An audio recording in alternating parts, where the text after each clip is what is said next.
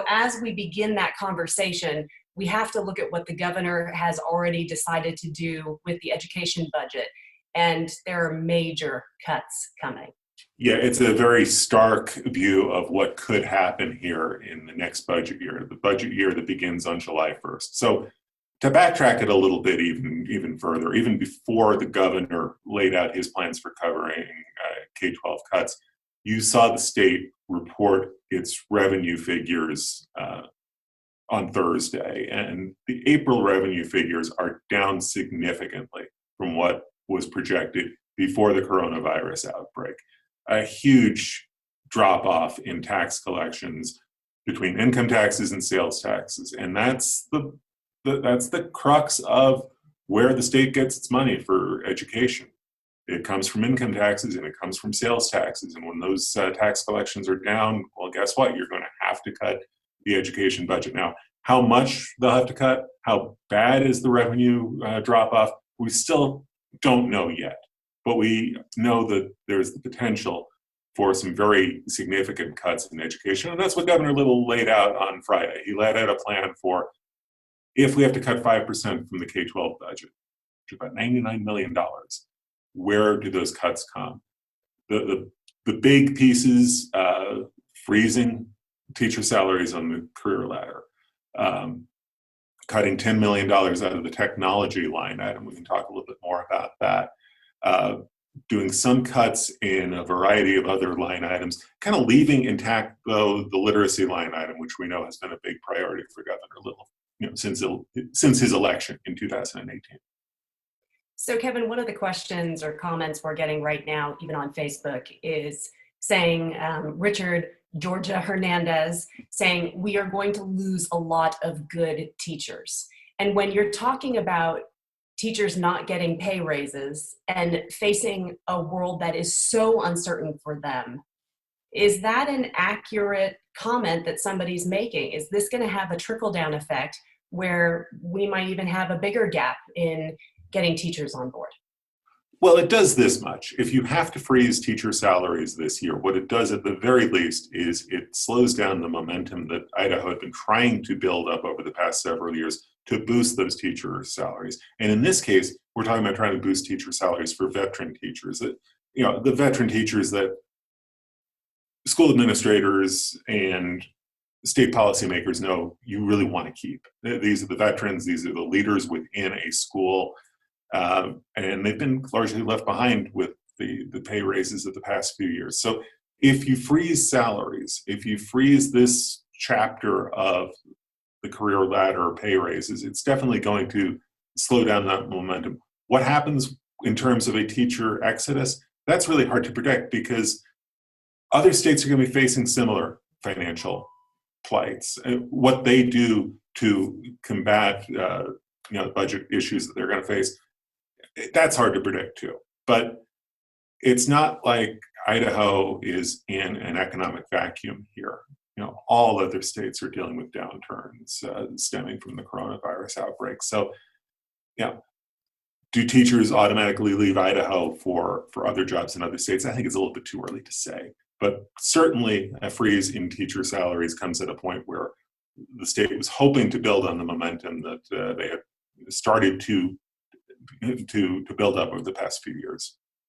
And I think that's where, when I use the word denial, when we started making the grade here live on Facebook, that's where it has to be for so many people. And I think in the education world in particular, because Idaho had really finally seen a rebound when it came to education spending and whether or not teachers, especially as you said, veteran teachers, were going to see those pay raises finally.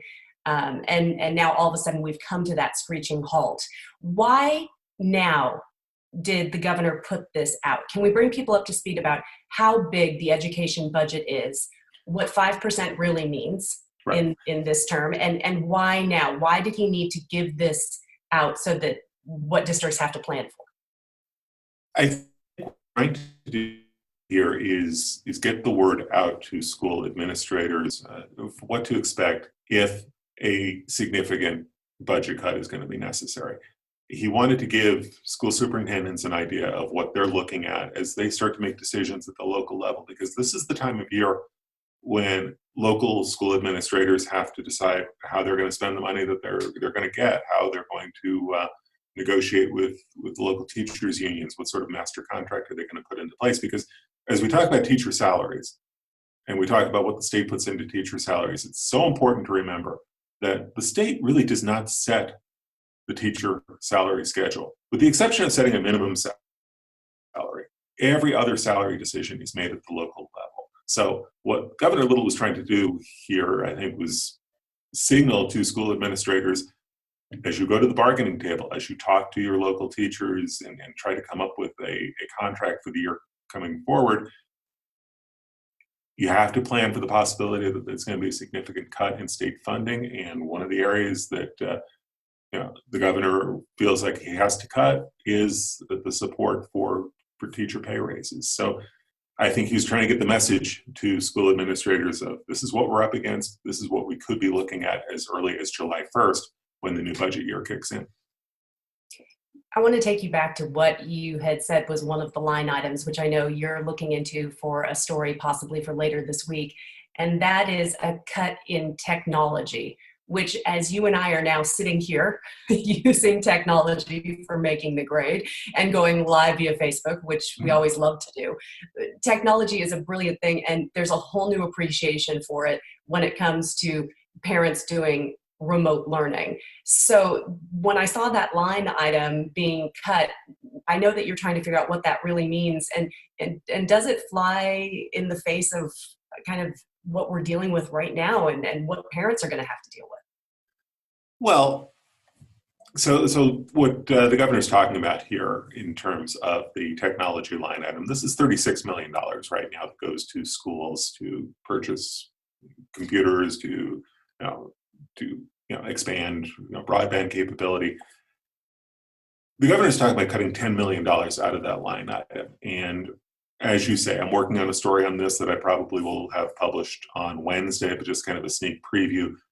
What the governor's office is saying here is that there are ways to offset this cut in state funding for technology. And we've talked about these offsets before, that there is federal money coming in from the $2 trillion coronavirus stimulus law.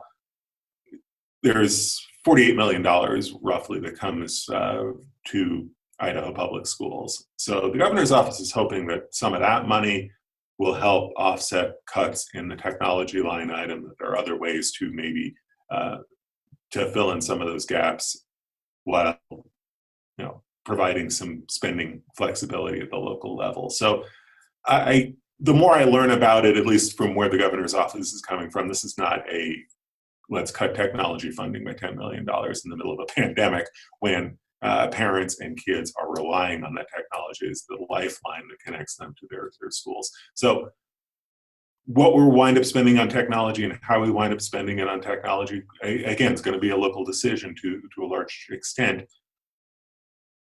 So, to say that this is a $10 million cut in technology isn't really telling the whole story. Well, especially when we've talked about how the State Board of Education is perhaps looking at doing an online learning platform for the entire state and trying to purchase a system should schools be closed still in the fall. And if that money comes from the feds and some of the CARES Act and how that all happens. Using some of that federal money to try to prepare for more of a holistic approach to online learning in the fall. If you need to have online learning in the fall, if you need to have some school closures somewhere along the way during the next school year,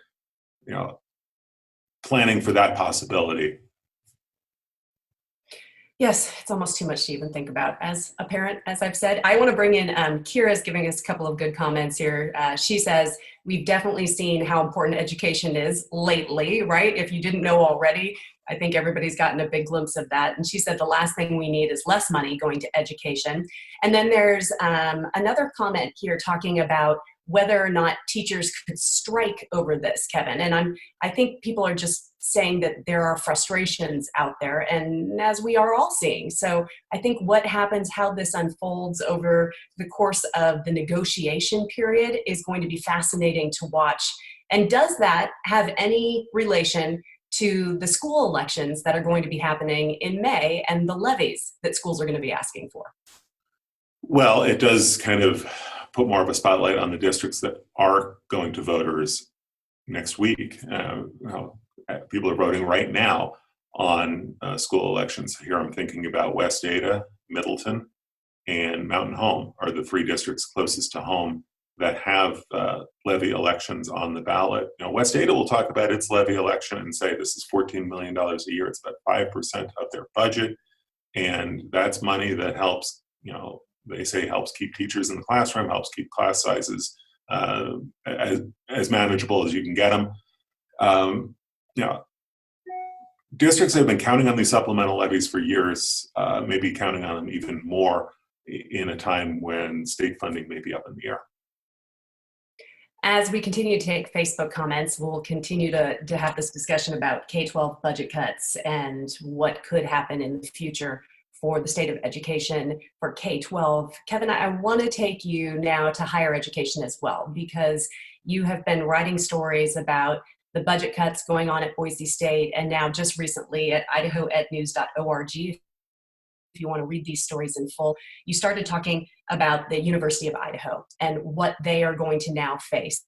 Because this isn't just a K-12 issue, this is a higher education budget crisis as well. It's definitely a crisis at the higher education level, and what the University of Idaho is looking at, what President Scott Green laid out in an email to staff on Monday, is the idea of mandatory staff furloughs. And the amount of hours that a staffer has to take in terms of furlough, that's going to depend on their salary. His proposal is that every employee takes at least 24 hours of furlough between the end of June and January, if this goes into effect. And it's not in effect yet, it's a proposal at this point. His hope is to save about $3.3 million from staff furloughs and try to save staff positions in the process. But a $3.3 million furlough, again, going back to that 5% budget cut that we were just talking about for K-12, well, a 5% budget cut for the University of Idaho in terms of their general fund appropriation is about $4.7 million. So the furloughs don't get you all the way there. They don't cover all of that cut. They cover a good chunk of the cut, and that's what Green is saying in his memo to staff, but it doesn't get you all the way there. So we'll see now what happens with that proposal if that goes into effect, but it's certainly not a unique situation to the University of Idaho. We talked about Boise State. Idaho State is looking at similar cuts in staff, in the money that goes into staffing, whether that's leaving positions dark, eliminating positions, furloughs as well, all driven partly by the possibility of state budget cuts, but also driven by the possibility of enrollment drop-offs, because nobody can know right now how many students are going to show up on campus this fall, or how many are going to return. One of the questions coming up on Facebook right now, Kevin, to us is, are these furloughs also being taken by administrators? I think a lot of people wanting to know what's happening at the top. Yes, they are being taken by all employees, and higher paid staff, so more administrative staff, would take more hours of furlough. So I think the variation that Green was talking about in his memo is that staffers are going to take between like a 1% cut in salary up to about a 6% cut in salary through the furlough. So higher paid employees would take a bigger chunk of the hit here in terms of the furloughs as he's laid them out, as he's proposing them. And Marlene Tromp did the exact same thing at Boise State, saying that she was going to take more time, although it wasn't exactly outlined what she would need to do, but that's true as well at Boise State. Again, yes, she's expecting her administrative team to take to take more furlough hours than rank and file staff. All right, let's talk about a little bit of positive money news, perhaps, especially to higher education students, because as you and I talked about a few weeks ago, part of the CARES Act allowed for money to go directly to universities for them to give directly to students. In fact, half of the money they were given by the federal government had to go directly to students to help them. And you've been working on stories trying to figure out how this money is going to get distributed to students at all the universities along all levels. What have you found out so far? Because the money has trickled in.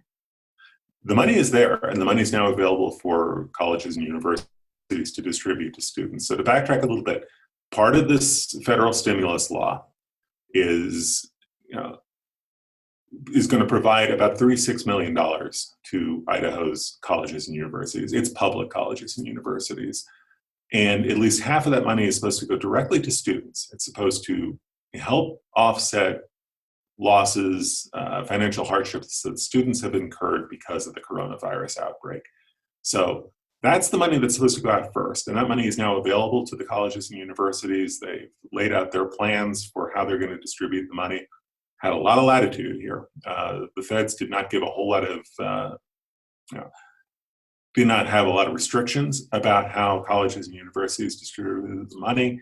The State Board of Education didn't really have to sign off either. They just wanted to see the plans. And what we're seeing in the plans is most of the colleges and universities are trying to get a greater share of that money to students who are in greatest need, students who are maybe low-income students who are who are going to be feeling the effects of the financial hit from coronavirus more directly than other students. So we kind of laid out how the various colleges and universities are going to distribute that money. Was there anything surprising to you as you were doing your research into that story?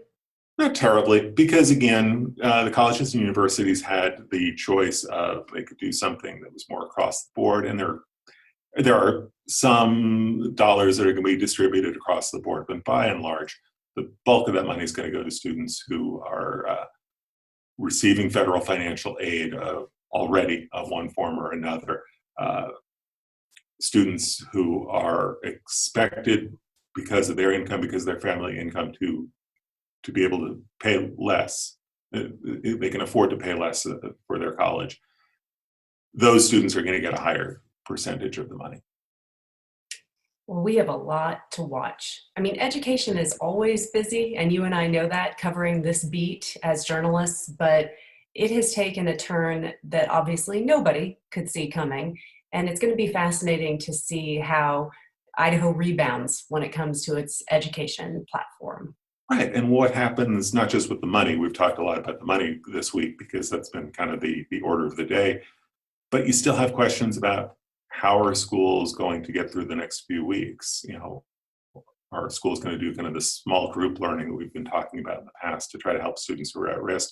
You have, one charter school in Fruitland helping to reopen their doors entirely next week, and we'll watch and see how that plays out. We had the story that our colleagues at the Twin Falls Times News broke late last week about Minico High School hoping to have a full-blown graduation ceremony at the high school next week. So there is a lot happening on the education beat, and it's all, obviously it's all tied to the coronavirus pandemic and the fallout from the pandemic. Well, as always, we appreciate the work that all of you are doing at Idaho Education News, and many of those stories get reposted at Idaho News 6, but of course, the place to go to read all of these is idahoednews.org.